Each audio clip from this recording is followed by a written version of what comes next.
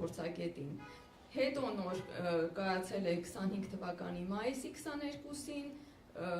հաջորդ նիստը։ Այսպիսի մեծ ընդմիջումներով 5 ամիս, 3 ամիս մեծ ընդմիջումներով շարունակել են։ Ես կուզեմ արդեն Ռաֆայելը երևի թե անդրադառնա այստեղ, հիմա գործը գիտեք ուղղակի կարճ ասեմ, որ վերաքննիչ դատարանին ներկայացրել են երկու կողմներ իրենց միջնորդությունները, մայիսի 18-ին իդեպ պետք է տեղի ունենար ապրիլի 13-ին, բայց տեղափոխվեց էլի կրկին մայիսի 18-ին։ Այս փուլում է, սպասում ենք իրենց որոշմանը դատավորների, կուզեմ ընդհանուր խոսի Ռաֆայելը եւ Շնորհակալություն, լավ լսվում։ Շնորհակալություն Մարիամ ջան, ես Ռաֆայելն եմ, Ռաֆայել Իշխանյան, քաղաքական կենտրոնի նախագահ եւ այս զեկույցը, որը շուտով մենք ներկայացնենք հղումը, որը հասանելի է արդեն մեր կայքում, ի տարբերություն մեծ մյուս աշխատությունների, ինչի վրա մենք ուշադրություն ենք դարձել նախորդ տարիներին, մեծ հաշվով մեկ գործի օրինակով, անգլերեն կա case study հասկացությունը,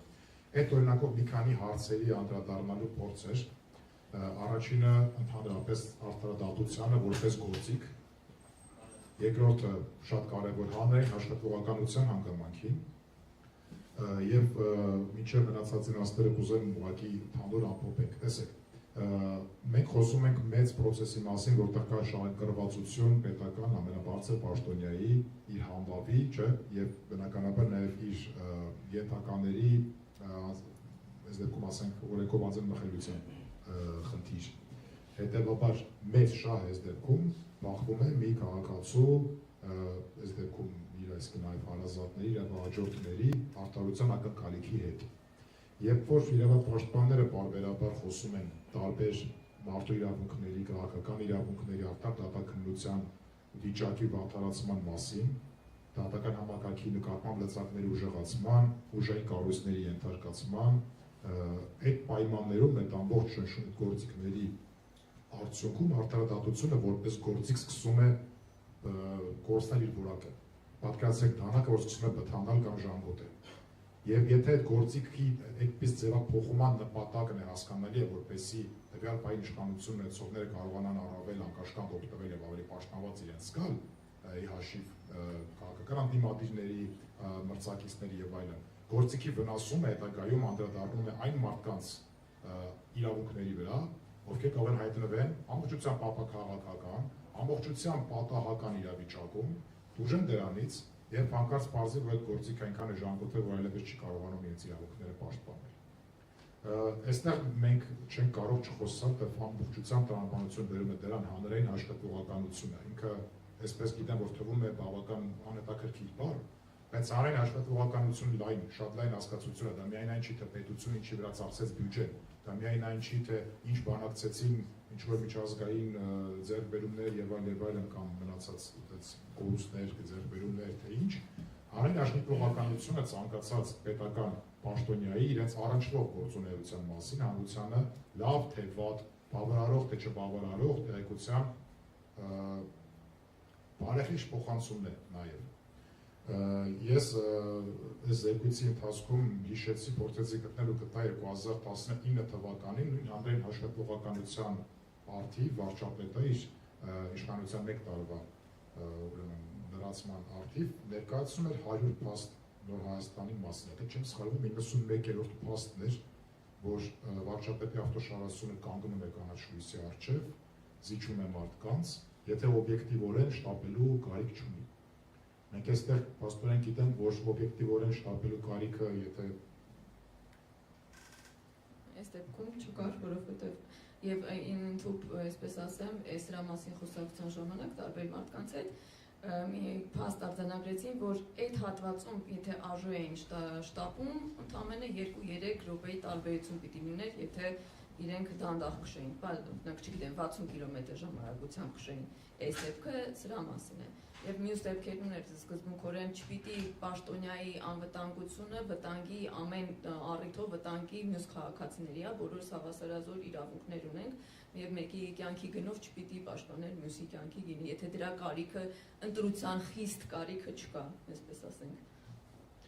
Եվ ի չենք տեսնում հանրային աշխատողականության վերաբերյալ հետագա զարգացումների համատեքստում։ Միջադեպից կարճ ժամանակ անց փոխվում է, ինչպես Մարիամը արդեն պատմեց, փոխվում է այն կարգը, որոշումը, որը նախատեսում է ավտոշարասյունների առավելագույն արագությունները, եւ եթե առաջ կար լեգալիստական տալ իմաստով վերին շեմ, հիմա որոշ դեպքերի համար շեմը ընդհանրապես հանվել է։ Չէ, հարցակման կամ հարցակման անմիջական սպառնալիքի պարագայում ավտոշարասյան վերին արագության շեմ ուղղակի այլևս գոյություն չունի։ Կարող են շրջանցել ու այստեղ խնդրում եմ ասես ինչ հնարավորություն է տալիս, ինչ մեկնաբանության, միգուցե այս սպառնալիքների հետ կապված, որտեղ ոնց հասկանում եմ, ինչպես կուզեն կարող են մեկնաբանել։ Այստեղ կարող է երկու տարբերակ կարող ենք ունենալ։ Մի տարբերակը միջադեպից հետո իրանք տեսան կա օրենքի սխալ, ինչպես նորմալ երկրներում լինում է, ու փորձում ենք սխալը ուղղել։ Մյուս տարբերակում փորձում ենք պատասխանատվությունից խուսափել եւ փորձում ենք հանեն աշխատողականություն այլ ավելի իջացնել։ Մի հատ օրինակ ուղղակի հիշում եմ, որը շատ նման էր լուծումով, ճակերտավոր ասած լուծումով, եթե հիշում եք 2024 թվականի հունիսի 12-ին ազգային ժողովի մոտ տեղի ունեցած ցույցի ժամանակ, երբ որ ոստիկանները կիրառեցին հատուկ միջոցներ, լուսաձայնային նռնակներ, լրագրողների կադրերից մեկ տեսանք, որ այնտեղ կային նռնակների տեսակներ, որոնք այդ բան չունեն նորմատիվներ հաստատած։ Այսինքն իրենց կիրառությունը օրենքով հիմնավորված չի։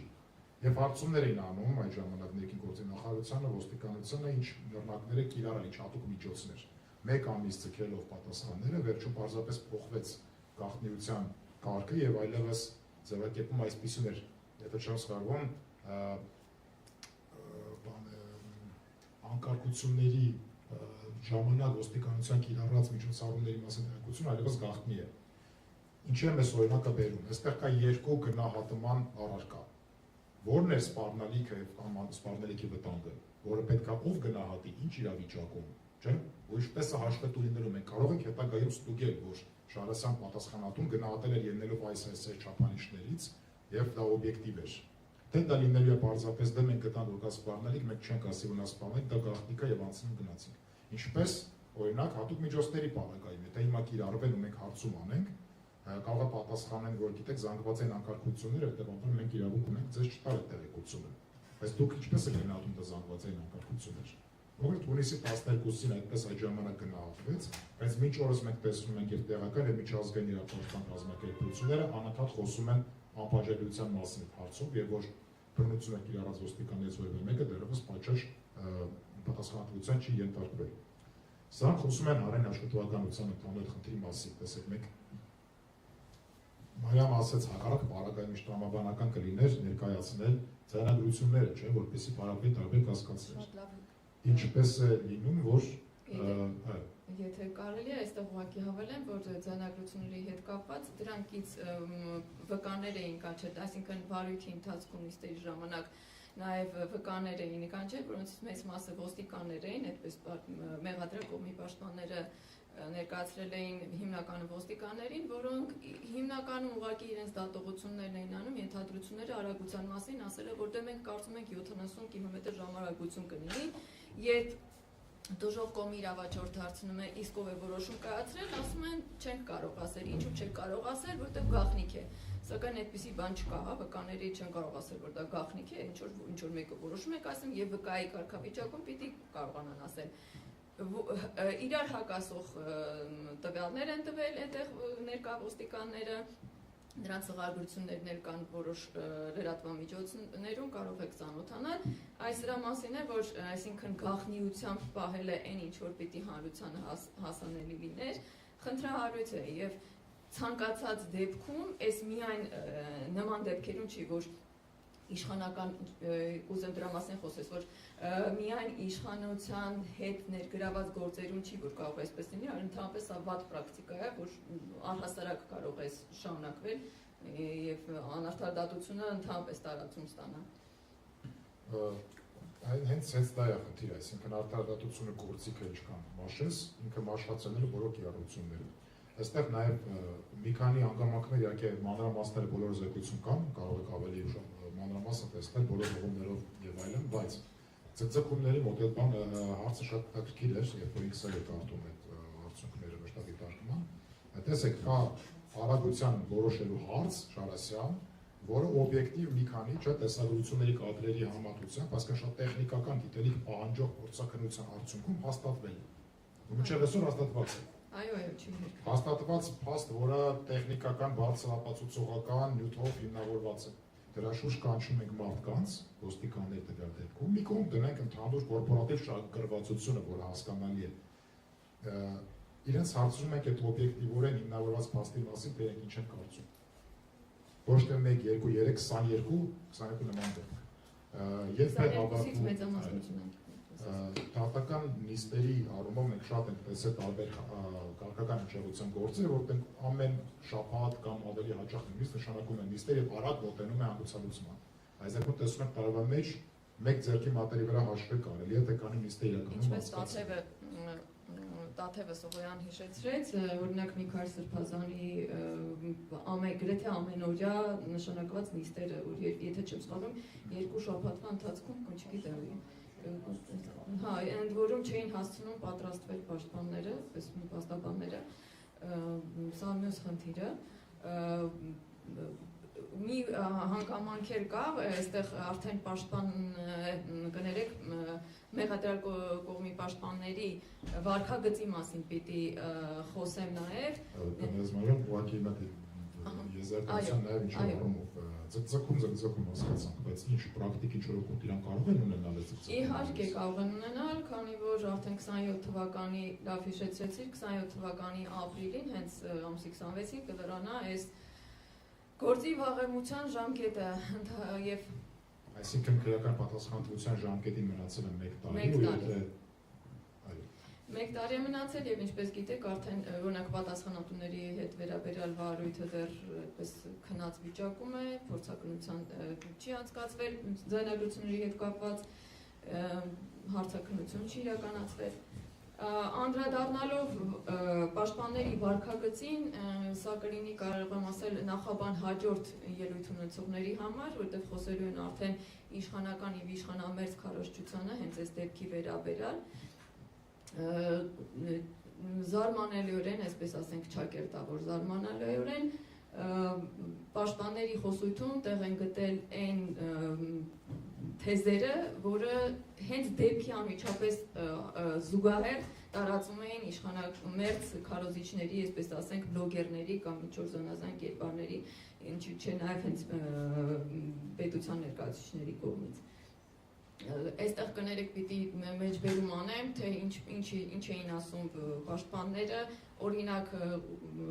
իրենք ուզում էին ծախսերը հստակեցնել, արդյոք խելամիտ կերպով են ծախսերը իրականացվել, քանի որ հենց իրավունք ունեն այդպես պարզելու, թե ինչպես է իրականացվել ծախսերը տվյալ դեպքում Գերեզմանի, օրինակ պարզել ենք նաև, որ հուշաքարից բացի Գերեզմանոցում տեղադրված է հուշարձան, որի տեղադրման եւ կառուցապատման աշխատանքներ չեն կարող դիտվել որպես հուշաքարի կամ տապանակարի տեղադրման համար նախատեսված անհրաժեշտ եւ ողջամիտ ծախսեր,